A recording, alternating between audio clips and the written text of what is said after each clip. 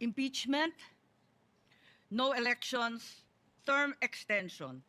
Ito ang inaatupag ng ilang mambabatas na nagiging mambubutas ng sikmura ng taong bayan. Inuuna ito kaysa gutom, trabaho, kalusugan, kabuhayan.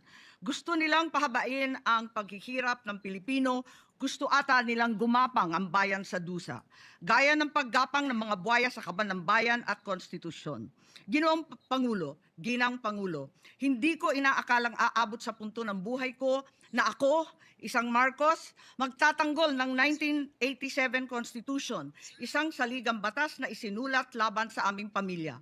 Pero sa huling pagbisita ko sa libingan ng mga bayani sa puntod ng aking ama, pinaalala ako ng mga katagang nakasulat sa kanyang himlayan, Pilipino. At bilang Pilipino, bilang isang lingkod bayan, bilang isang kaisa-isang anak ni Ferdinand Marcos ng Inday Sara, ilaw ng pag-asa. Pagmamahal mo'y yakap ng bansa. Sa bawat tibok ng pusong Pilipino, may awit ng bukas na di maglalaho. Inday Sara, sama-sama tayong babangon. Sa hirap at tunos may bagong panahon. Pag-ibig at dangal lang siyang sandigan para sa mahal nating bayan.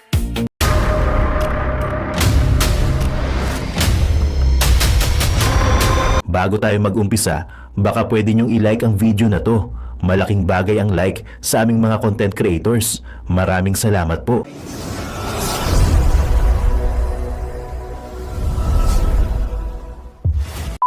Our Filipino people have been left uncertain, confused, deliberately kept in the dark regarding the true intentions behind the continuing and increasingly belligerent efforts to append the new Senate leadership and, worse, to amend the Constitution. The Filipino people deserve clarity. The Filipino people deserve honesty, and above all, the Filipino people deserve at least the truth. Madam President, today I will not rely solely on my own words. I will present before this chamber a short video containing documentation, footage, and statements directly connected to the ongoing efforts toward term extension and charter change. With your permission, therefore, may we now direct the technical team to play the video. Nanginginig na si Soto dyan. Naku po, patay tayo. Nanginginig na si Soto dyan. Tsaka si Lacson.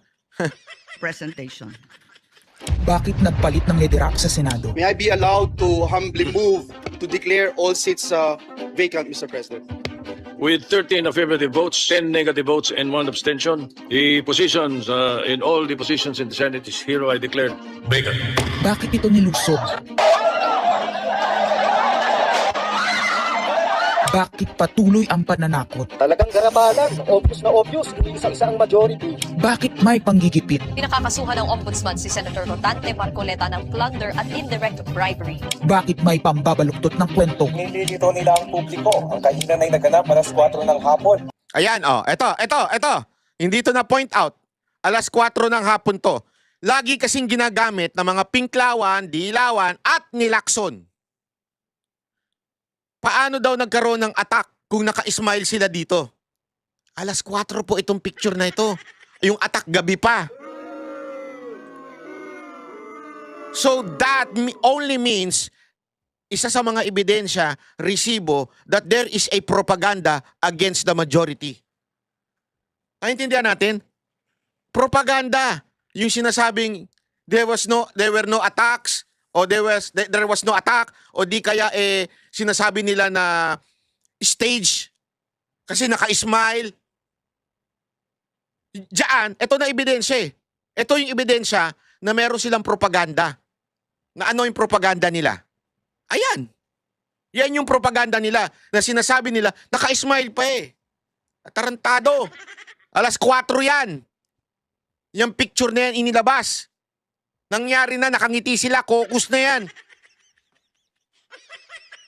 They were waiting for the impeachment complaint o article of impeachment para makita na nila, ma-aksyonan kagad nila. Kasi kung maalala ninyo, nung panahon ni Cayetano bilang Speaker of the House, 'Di ba? Ang kwento nga doon, sobrang sipag ni Cayetano to the point, laging late na umuwi yung mga congressman. Ganyan ang ginagawa ngayon. They waited for the article of impeachment para hindi sila pagbintangan na idinidelay. Ayan, alas 4. Tapos ginamit. Bakit sila nakangiti kung inaatake sila? Tarantado! Tarantado ka talaga. Yan ang masasabi ko sa'yo. Gagamit ka ng picture, hindi pa nangyayari yung attack. Tapos sasabihin mo, bakit sila nakangiti habang inaatake sila? Tarantado Ang ka. barilan, alas 7. Pinagmamalaki nilang may nangangamusta na si Camille Villar ang unang nag-update sa kasila. Ayan ito yung nilabas nilang screenshot. Ang unang nagkamusta si Camille. Si Camille Villar ang unang nangamusta. Tapos sumunod na lang yung iba. Kunwari, nangamusta na rin. Alam ko na yan sino sa inyo walang GC? Di ba? Pag may sumagot na isa doon, ako patay kang bata ka. Obligado ka na sumagot. Baka sabihin, ikaw lang hindi sumasagot. Tama, mali. Kunwari, barkada ninyo, o kunwari, grupo ninyo, o kunwari, opisina ninyo. May sinabi yung boss nyo, tapos hindi ka sumagot. Yung lahat na kasamaan mo, sumagot na. Patay ako dito pag di ako sumagot dito. So, kailangan ako sumagot. Di ba? Kahit ayaw mo naman. Kasi kung talagang you are serious in saying, or you are really concerned, agad-agad dapat ikaw na yung nag-message, hindi mo inantay yung majority muna. Diyan ang majority na una nag-message So yung concern nila na nangamusta daw sila, isa na namang katarantaduhan. Nagsi-reply. Last convo, 4 p.m. Text chat, 10 p.m. Bakit may demolition job? Bakit may pait? Bakit hindi matanggap? Napakaraming bakit. At narito ang mga sagot. Yan na. Pero bago ang katotohanan, Ayan, yan. wasakin muna natin ang kasinungalingan. Ayan, Sige, bago katotohanan, ano ba yung mga kasinungalingan na yon? Pasok! I, Alan Peter Shram Cayetano, having been elected to the position of Senate President, Hindi nagpalit ng liderato para sa impeachment. Hindi totoong pinapakalat ng mga nabulaga. Ito this time, medyo nagkabulagan. Kabulagan. Ayun! Yun na yung bulagaang team. Nagkabulagaan daw. Ayan sa bibig na mismo ni Lacson, video ni Lacson, interview ni Lacson. Okay? Yung number 1 propagandista ng minority, si Lacson. Ayan, ito yung mahilig sa interview propagandista nila ito Ito. Ang impeachment ay labanan ng numero. Hindi ang mga Duterte aligned ang dapat mangamba, kundi Ito, kita niyo nito. Ang isang laging sinasabi nila, itong mga tarantadong to, sinasabi nila na kaya daw inagawa leadership because of impeachment. Para daw i-acquit si VP Sara Duterte. Oy, tama nga naman. Oo nga, di ba? Gusto nila maagaw yung leadership para ma-acquit. Gunggong! Eto, paliwanag dyan. Makinig kayo. ang mga sa umpisa pa lang ay may hatol na. Ang sinasabi, sir, ng ibang mga kritiko, itong Senate leadership shake-up ay tungkol lang daw sa impeachment. Lahat na i-connect. As I told you, may 12 kami. Si Batong is 13. So kahit nawala naman siya, ang pinag-uusapan dito is whether or not you will be able to get 16 votes. Hindi siyang pagmumulan ng 16 votes. Wala siya doon 12 kami. Bakit kami You need 16 votes. 2/3. 16 votes para ma-impeach si VP Sara Duterte. Ilan ang majority ngayon na dating minority? 12 na sila. Si Bato dumagdag na lang. So, kung 12 sila, ilan yung quote-unquote gusto magpa-impeach? 12. Ilan ang kailangan para ma-impeach? 16. So, sa madaling salita, hindi nila kailangan gumawa ng move para ma-acquit si VP Sara Duterte if they want. Solid ang Duterte, quote-unquote Duterte block. Hindi sila makakabuo ng 16. Whether magpalit o hindi magpalit ng leadership. So, isa na namang propaganda. Plus, eto pa ang plus. Plus, si Jinggoy, si JB, sinabi niya na, ilang beses lang sinabi, kinoment niya pa, ayaw niya sa impeachment. O hindi dagdag na yun. 12, sabihin, wala si Bato ha, imagine natin wala si Bato. Yung hindi pa nagkapalitan ng leadership. 12, dagdag si JB. Si Gatchalian, in-endorse ni VP Sara Duterte. So malamang sa malamang, kunwari lang yan, partial. Pero sa totoo lang, malamang sa malamang, hindi rin yan guilty. So, yung sinasabi nitong tarantadong to, hindi si Marcoleta, yung propagandista nila na sinasabing, kaya nagpalit na leadership para ma-acquit. Katarantaduhan yan. Hindi mo kailangan magpalit ng leadership.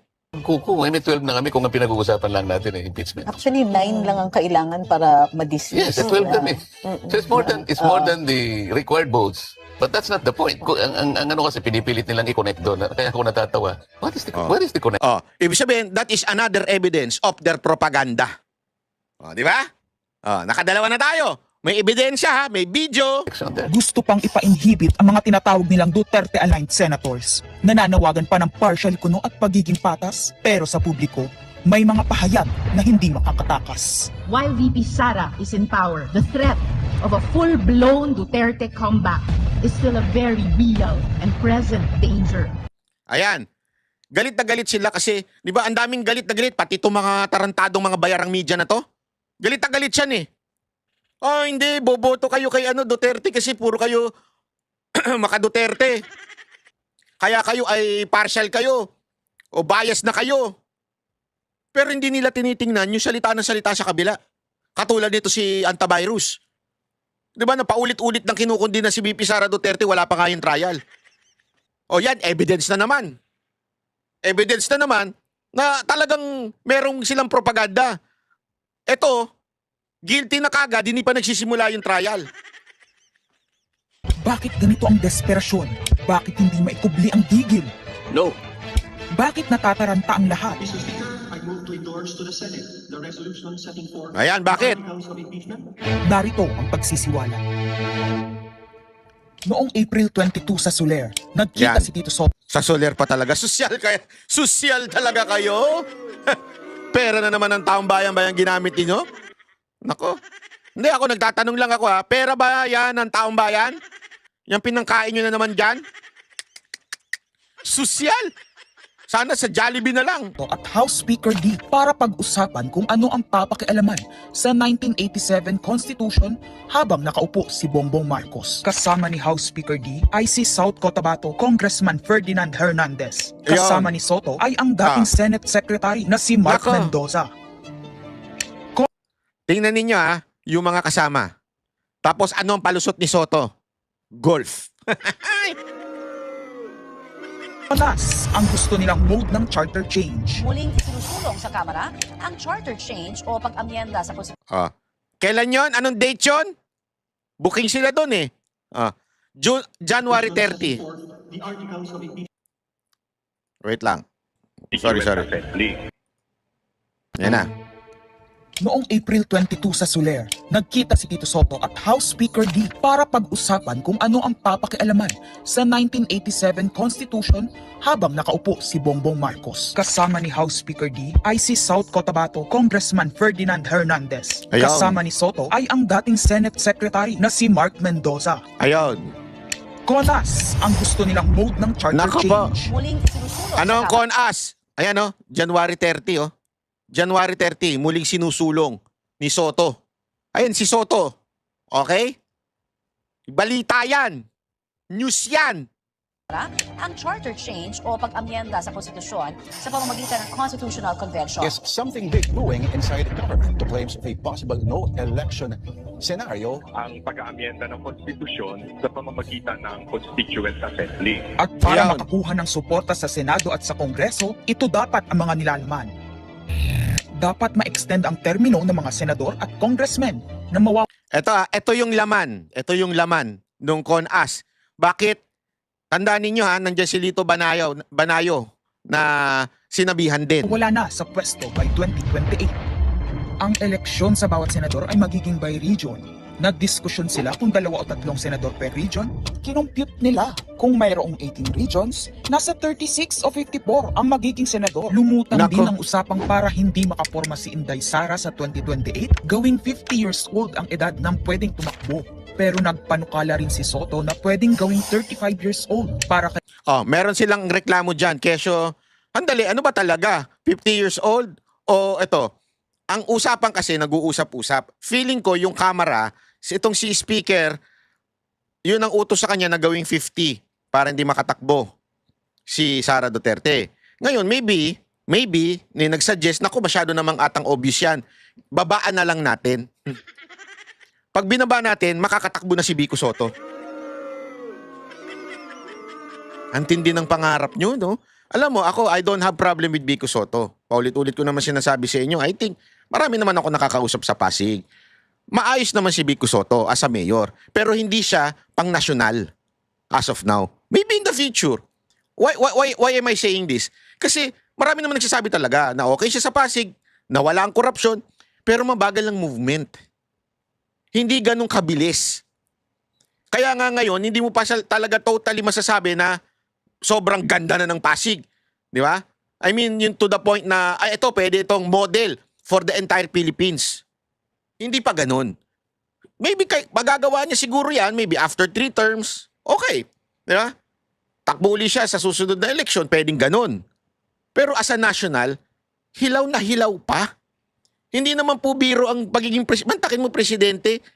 Eh yung Pasig nga, ang dami pang ano dyan eh. Cotton caps dyan eh. Yung traffic enforcer nila eh. Hindi pa nababago yung kultura ng... At ito kasi hindi maintindihan ng iba eh. Davao City is not just Davao City because of the leaders or the mayor. Not only that. Kasi sinasabi nila, alam mo ito paulit-ulit din namin, sinasabi ni Basti sa amin ito nung nagkakausap. It's the culture na naipasa from the leader below. Hindi naman kakayanin ng entire mayor lang eh.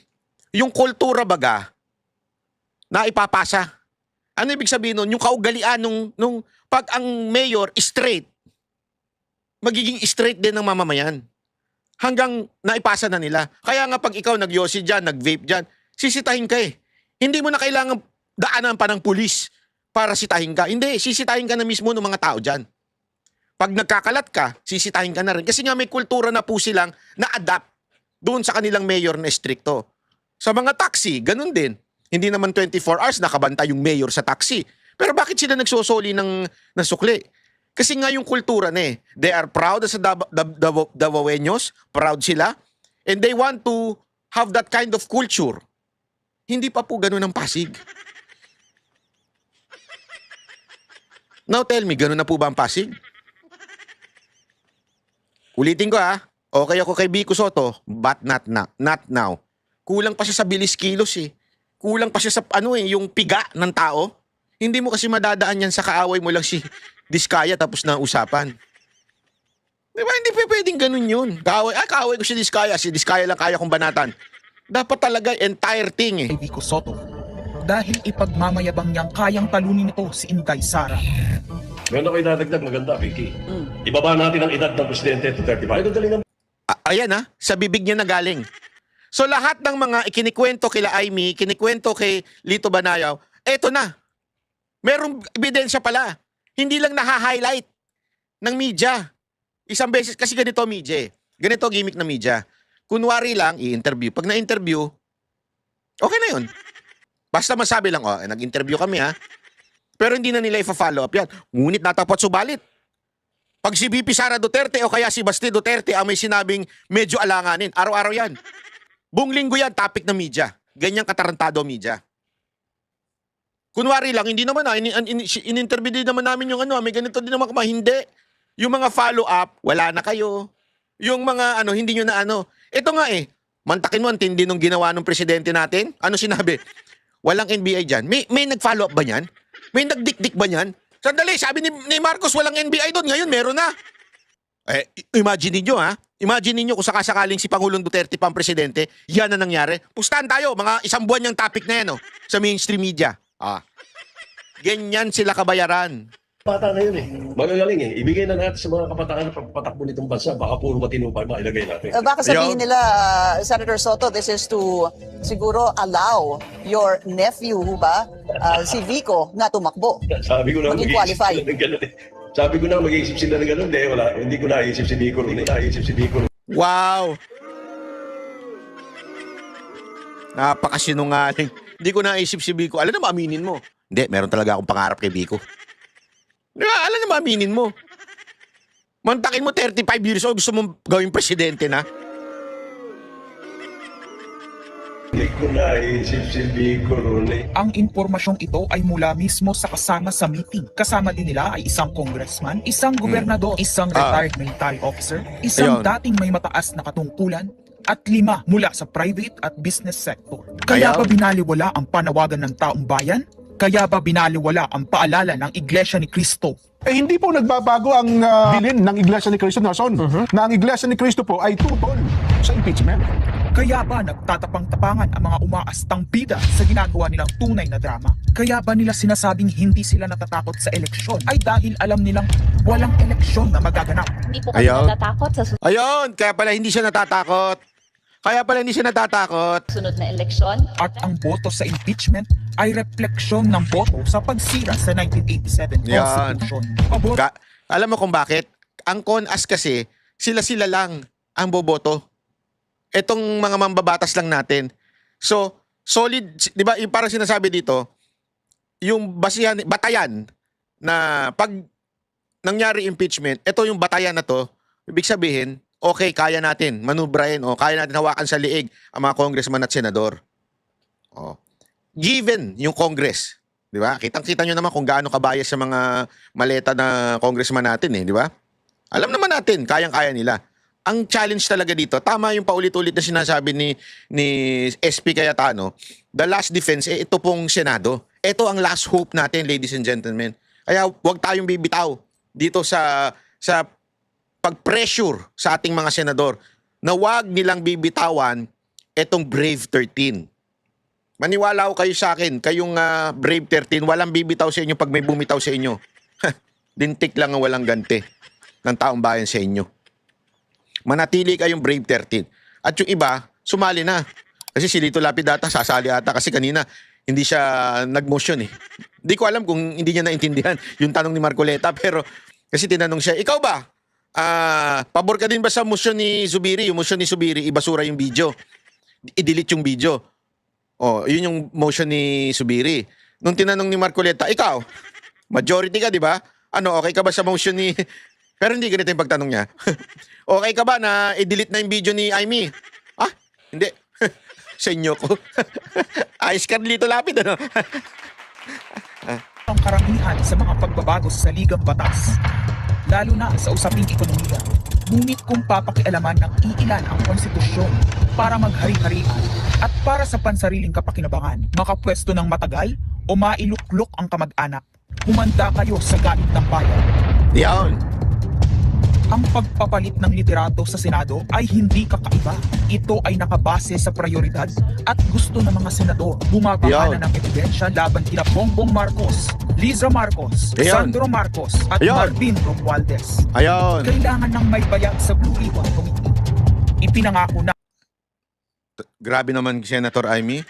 Kaya pala nasaktan eh. Kaya naman pala nasaktan si Lacson. Kailangan daw na may bayag. Hindi pipi ah. Kailangan may bayag daw ang namumuno sa Blue Ribbon. Naalala ko tuloy yung isang TikTok na blind item. Sino kaya yun ano? Meron daw dating sa TikTok to sa TikTok. Napanood ko, kaibigan daw niya. Retired na general na daw. Nagiinuman sila. Etong retired general to, ganito umupo yan. Ganyan. Matipuno daw. Kwento no, may matipuno. Tapos talagang ayos na ayos yung table. Tapos sino kaya ayos na ayos ang table? Na dating general, ngayon opisyal na. Sino kaya yun? Ganyan daw, ganyan. Pero pagkatasa ng inuman, gustong-gustong inaano yung nipple. Ako po, ng lalaki.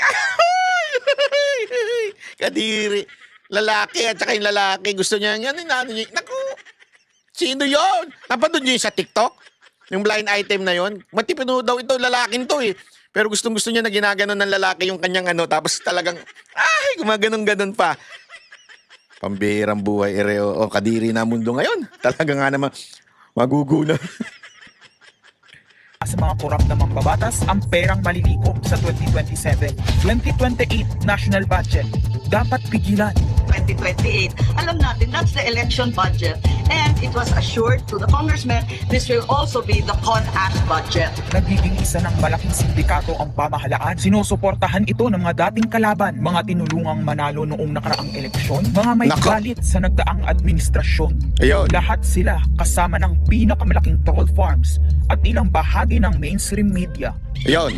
Ay Nadali ka pa si Estrella na. Halatang-halata kasing kargado eh. Kargado eh. Kargado eh. Gagana ng dalawang bagay. Pera galing sa korupsyon, galit sa mga Duterte. Yon. Mahalaga ang liderato ng Senado para sa mga korap at nakasandal sa mga buwaya ng kapangyarihan. Ngunit Yon. mas mahalaga ito sa mga naninindigan na ang Senado ay bantayog ng konstitusyon na hindi dapat tinatakot, sinusuhulan at iniipit upang maging tau-tauhan. Maaaring hati ngayon ang Senado. Maaaring kanya-kanyang bersyon ng kwento. Wala nang pakialam kung ano ang totoo. Isa itong indikasyon na gumagana ang demokrasya. Kailangan lang maalala ng bawat senador na kahit sila ay may kapangyarihan, hindi dapat nila malimutan magpakatao. Sa kabila ng lahat ng problema, pinakamababang halaga ng piso sa kasaysayan, mataas na bilihin at gasolina, kawalan ng trabaho, halos wala nang makain, nagpapakamatay na mga magsasaka. Kaya pala galit na galit talaga sila, no? Ang inuuna ay politika, impeachment at kung ano-anong propaganda para mabalik ang kontrol sa Senado ng Ayan. mga nangako na maisakatuparan ang pagpapahaba ng panahon sa kapangyarihan.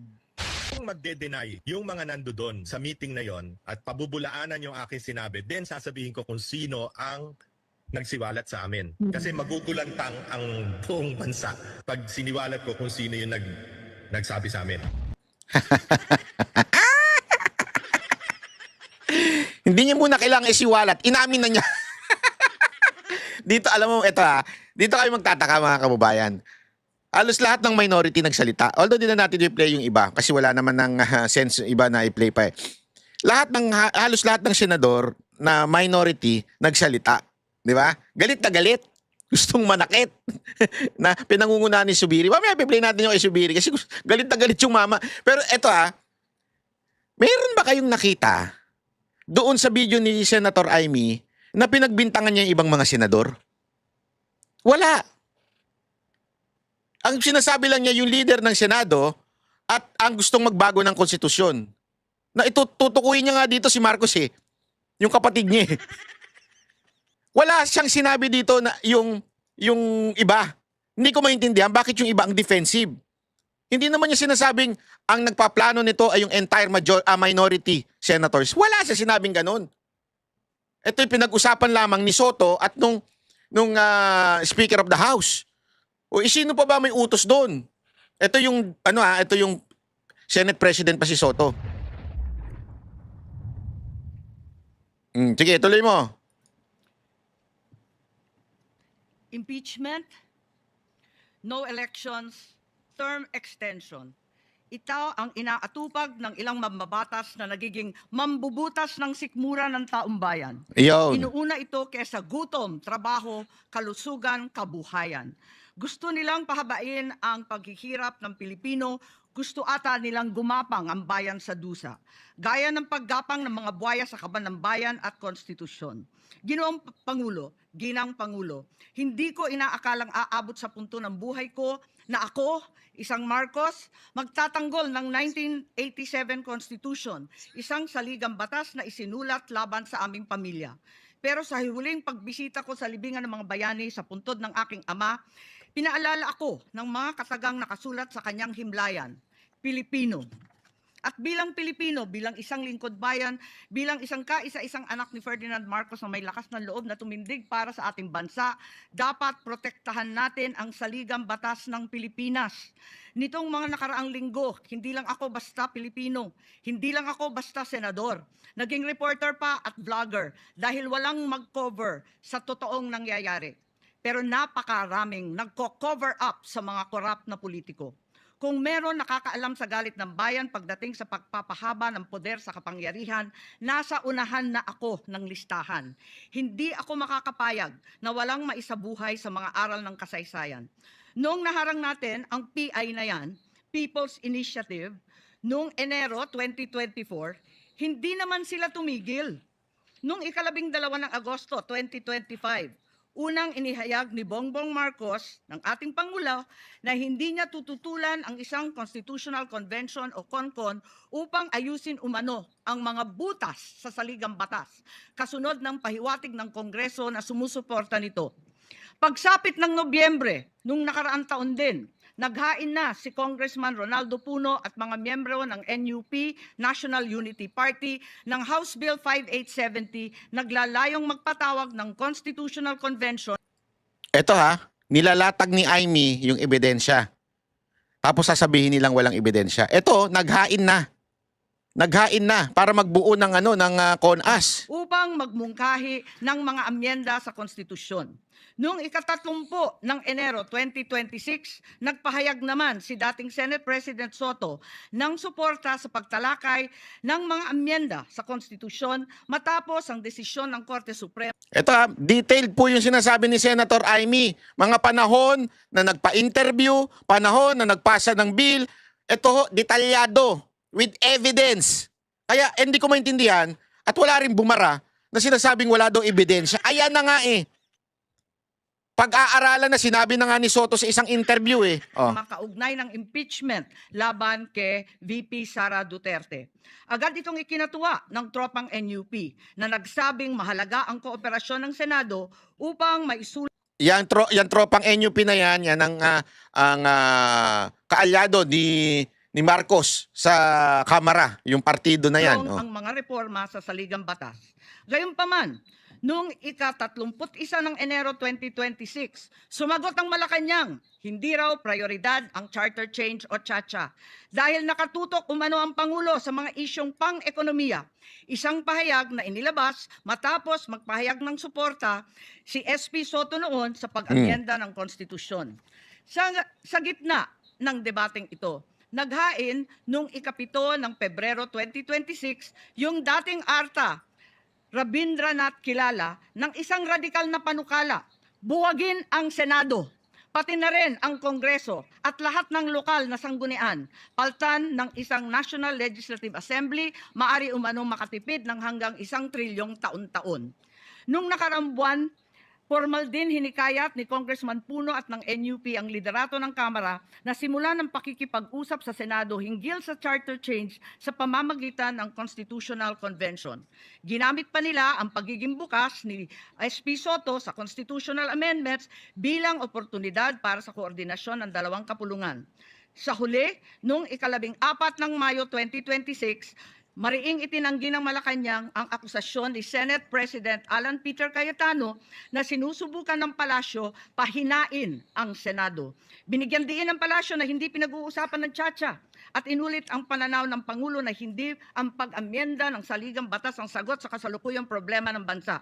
Ngunit hindi ito ang nangyayari sa labas ng palasyo. Ang NOEL at term extension ay buhay na buhay sa mga patay na patay sa kapangyarihan. Pagkat sa kasalukuyang ika-20, ika-20 Kongreso, maraming panukalang naglalayong baguhin ang konstitusyon. Mula sa House Bill 368 ni Congressman Abante na nagsusulong ng CONCON hanggang sa Resolution of Both Houses number 1 ni Congressman Garbin. Sinundan pa ng Resolution of Both Houses number 2, naglalaman ng mungkahing ibaba sa 35 anyos ang minimum age requirement ng presidente at ang vice-presidente 30 ang edad. Nakikita ninyo? Ito na yung ebidensya. Sinasabi na ni Amy ngayon ang mga nangyayaring bill sa Kamara. Okay. Kaya lang, ang problema niyan, hindi nila pinopoint out, na ang problema talaga niyan, sa Kamara, lutong-luto na yan. Naluto nila impeachment, kaya nilang lutuin dyan.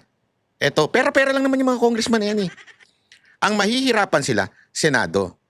That's why, kita ninyo yung bagsak ng propaganda laban sa bagong leadership ni Cayetano. Sama-sama sila. Pinklawan, Pulahan, NPA, media, sama-sama yan. Isa lang ang kanilang tono, ayusin natin ang dignidad ng Senado ngayon. Tarantado pala kayo Ngayon nga naayos dati, utusan lang ni Marcos. Tuta lang ni Marcos. Ngayon, independent, may wisdom yung namumuno. Yun ang katotohanan. Di ba? Ang linaw-linaw. Ang ganda ng pamumuno ni Cayetano. Pero bakit 4 silang mga grupo dyan na pinopondohan ng oligarch, ang tono iisa. Ibalik natin ang dignidad. Ang gulo-gulo na ng Senado. Tarantado ba kayo? Eh kayo nga yun ang gulo eh. Yan ang tono ng executive eh. Ang gulo-gulo na ng Senado. Gago ba kayo? Eh tauhan nyo yun ang gulo. Tauhan niyo yun ang umatake sa Senado. Bukod dito, Congressman Richard Gomez naghain ng Resolution number 3 upang amyendahan din ang Constitution. Meron pang Resolution number 4, nagmumungkahi gawing 3 taon na lamang, 3 magkakasunod na termino ang panunungkulan ng mga senador. Nariyan ang House Resolution 460 ni na Congressman Oreta, Congressman Remulla, Congressman Daza at iba pa na bibigyan linaw daw ang kahulugan ng forthwith sa impeachment. At mula noong Abril, habang hinihikayat ng mga congressman na bumoto sa impeachment, malakas ang ugong ng NOEL sa 2028. Lumutang na rin ang mga detalye. Magte-term extension ang mga congressman. At madadagdagan ng 3 taon na mananatiling nakaupo sa pwesto hanggang 2031. Ganon din, 2028. Ganon din ang mga senador, pati ang Pangulo, hanggang 2031 na raw. Kung may eleksyon man sa 2028, sa lokal na lang. Kaya, Visayas o Mindanao ka man, suportado ng iglesia o hindi, walang problema dahil walang eleksyon. Kaya ang tanong ngayon, ayaw ba talaga ng palasyo sa Chacha o kunwari lang? O talaga bang wala ng respeto sa Pangulo? Bukod kay Lito Banayo, napakarami kong sources patungkol sa mga meeting na naganap para sa isinusulong na Constituent Assembly o CONAS. Mga kalipunan ng mga politikong hindi nananalo sa mga matataas na posisyon, inaambisyon nila. Kung hindi kayang manalo sa boto, baguhin na lang ang konstitusyon. Noong pa man, hindi ako naging hadlang sa pagbabago. Kung para lamang sa ekonomiya at ikagiginhawa ng buhay ng Pilipino. Pero magagaling ang mga buwaya. Tahimik na gumagapang upang malamon pati ang konstitusyon. Kung nagsisinungaling ang mga nagsumbong sa akin. Kung sasabihin kasinungalingan ang sinabi ko ngayon at ang pinalabas. Hinihikayat ko ang mga senador ngayon sa ating bulwagan. Ipangako natin sa taong bayan na may eleksyon sa 2028. Iyan. Mula sa presidential Iyon. hanggang sa lokal. Yon. At Madam President, magiging masaya akong mapatunayan na mali ako. Dahil ibig sabihin nun, mananalo ang tama.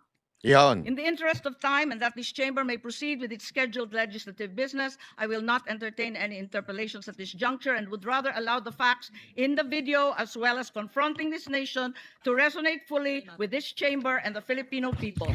I urge this body to look deeply into what we have witnessed today, act with vigilance, courage, and fidelity to the Constitution we swore to defend. Maraming salamat po. Ngayon na, galit na galit na. Ito na. Gusto manakit.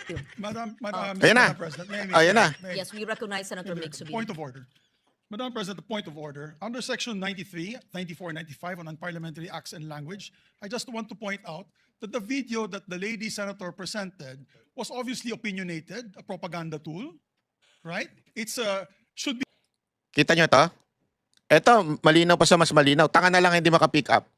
Pinuna yung the way Senator Amy is parang quote-unquote delivering na kesyo. Dinaan nila sa rules.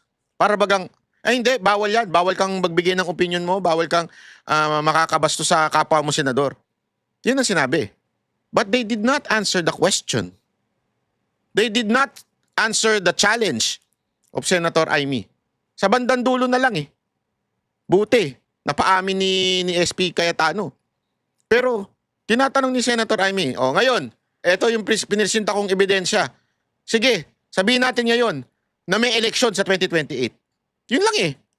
At gusto niya maging mali siya sa kanyang pinakitang video na hindi pala totoo.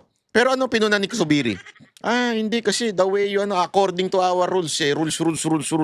Is stricken off the record, Madam President. And it's unparliamentary. We've seen videos presenting evidence on issues that are taken up on the floor.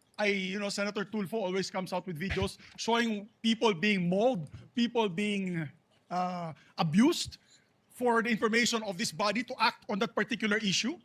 But to come up with an opinionated piece like that, ganong klaseng video na propaganda na showing Pero hindi nila pinuna yung video na nilabas ay mga presentation na nila. Kasi kung sinasabi nila na masama yung banatan yung kapwa mo senador, sandali. Eh si Lacson ilang beses na nagganyan eh. Binabanatan niya si Marcoleta eh. May pinalabas pa nga 'di ba na may kesyo yung tinatakpan-takpan pa. Doon eh. Pinagtanggol nga ni Marcoleta ito si Amy. Eh. Oh. Kasi ako, Madam President, hindi naman ako sang-ayon sa people's charter change. I was the first one in this institution who fought that kind of move with the PI. And all of us together, kaming lahat, for the first time in the history of the Senate, 24 senators tumayo dyan at pinasapo natin yung Contra People's Initiative, na fake People's Initiative. Na talagang kinall out natin yung lahat ng grupo ng tumutulak noon, from the Speaker and even Malacanang. Kinalaban natin. Kaya wala kaming kinalaman dyan. Bakit sinama kami dyan sa propaganda na yan? Na dahil kami, Duwag 11? Ano ba yan? Bulaga 11? Wala naman sinabing ganyan. Ang tanga. Taka ka ba? Yun na lang. Tanong yan ha. Taka ka ba, Subiri? Wala naman sinabing ganyan. Nagsabi ng bulaga, na bulaga tayo. Si Lacson. Doon sa video, ang nagsabi ng nabulaga, si Lacson. At grade 13, that should not be shown here. Because what will stop us now, Madam President, for that lady senator, that we come up also with a propaganda video here, papalabas din namin, yung mga sala nila. Oo, kung ano-ano, hindi naman kami ganyan. Parang ano ito, no? Parang ito yung nahuli na kamote na driver. May kasalanan ako, huli mo rin sila. Hindi pa pwedeng ako lang. Dapat silang lahat. Ganyan ugali ng mga ibang driver. Hindi lang naman ako nagkakamali sa kalsada. Bakit sila? Bakit? Ako lang ang hinuli mo. Tarantado ka lang. Mag-isa lang yung traffic enforcer eh. No, to gain Lulusot ka pa eh. Parang ganyan din eh. Lumulusot pa eh. Hindi. Kung kami rin magpalabas, di kayo rin, makamali. Action to gain views and publicity will destroy our fellow colleagues here. Walang ganyanan. Ako hindi ako nagagalit, kilala niyo ako. Ako pinaka-amiable dito, mahal ko kayo lahat. Pero hindi tama yung pangyayaring iyon. Gusto mo nang manakit diba? eh. Kung galit po kayo, magsalita po siya dyan, magalit siya sa gobyerno niya, magalit siya sa kapatid niya, buhayin niya kapatid niya. Huwag naman yung itama yung mga tao na walang kinalaman. Katulad yan, never ako kinausap ni Senate President Soto. Never ako kinausap ng mga kasamahan ko dito about... Ba't ba ang defensive mo? Wala naman sinabi sa bidyong ganun ah. Ay nako, subiring balimbing. Subiring balimbing. Walang sinabing ganun. Charter change. Kasi alam din nila, tutulak ko. Tinanong ko din sila. Wala silang kausap. Wala silang kinalaman. Wala silang alam sa charter change. This whole group is just nodding, shaking their heads. There is no such thing. Inday-badiday na ba tayo dito? Inday-badiday. Woo! Ama naming Diyos na makapangyarihan sa lahat, salamat po sa iyong pagmamahal na hindi nagmamaliw. Sa gitna ng kaguluhan sa aming bansa, turuan niyo po kaming magtiwala sa iyong hustisya at hindi sa hustisya ng tao. Linisin niyo po ang aming mga puso at ituro niyo po ang tamang daan ng katotohanan at pag-ibig. Tulungan niyo po kaming maging ilaw sa gitna ng dilim at ipakita sa mundo na may pag-asa pa sa pangalan ng aming Panginoon Hesus. Salamat po sa pag-ibig po ninyo at salamat sa pagdinig ng aming mga panalangin at iligtas niyo po kami. Sa pangalawa po ninyong pagparito at patawarin po kami sa lahat ng aming mga pagkukulang at pagkakasala sapagkat ito po ang aming samot hiling sa matamis na pangalan ng aming Panginoon Hesus. Amen. Sa lumang silid, mag-isa kang tahimik. Walang kamera, palakpak ay wala na. Ngunit sa bawat pader ng bayang iniwan mo, may pangalan mong di na mabubura.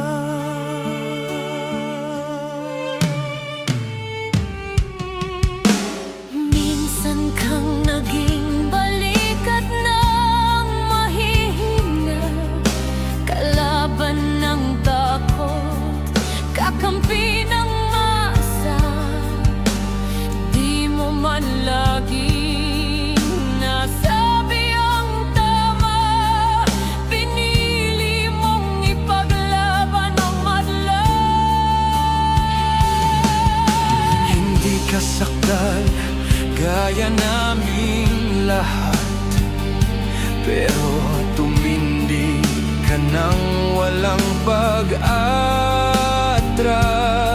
At ngayong pagod ka na, tatay, kami naman ang sasalo ng bawat bigat.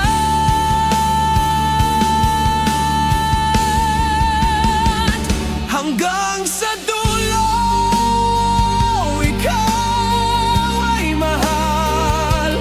Kahit papagod na ang iyong katawan. Tatay, salamat sa iyong paglaban. Ngayon, kami naman hanggang sa dulo. Di ka namin iiwan.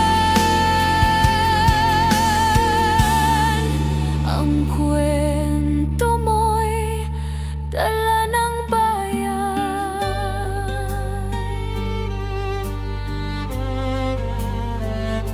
Tahimik ka na sa mga batikos. Wala nang tugon, wala nang galit. Pero sa mata ng mga maralita, naroon pa rin ang tapat mong alaala. Marami mang di nakaintindi, marami pa rin ang di nakakalimot. At ngayong wala ka ng kapangyarihan, tatay, ang magtatanggol sa'yo ay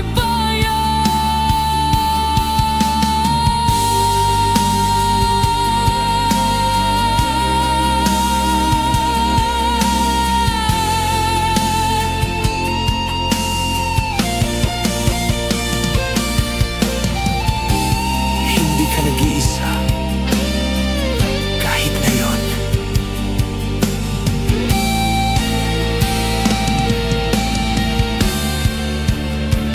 Hanggang sa dulo, tangan ka pa rin sa puso ng batang minsan mong pinakain.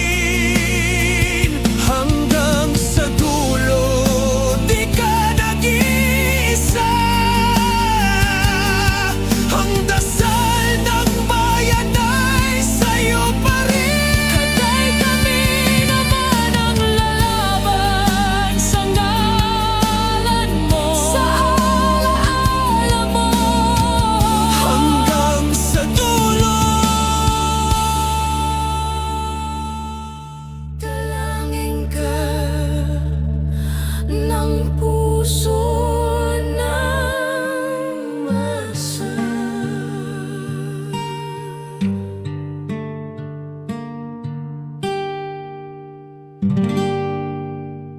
At yun na nga mga kababayan, ano na ang masasabi mo? Kung mayroon kayong hinaing at komento patungkol sa balitang ito, please comment down below. Pag-uusapan natin yan sa comment section. At kung nagustuhan nyo ang video, ay huwag kalimutang mag-like at i-share na din para mas marami pang makaalam at umabot ito sa marami sa ating mga kababayan.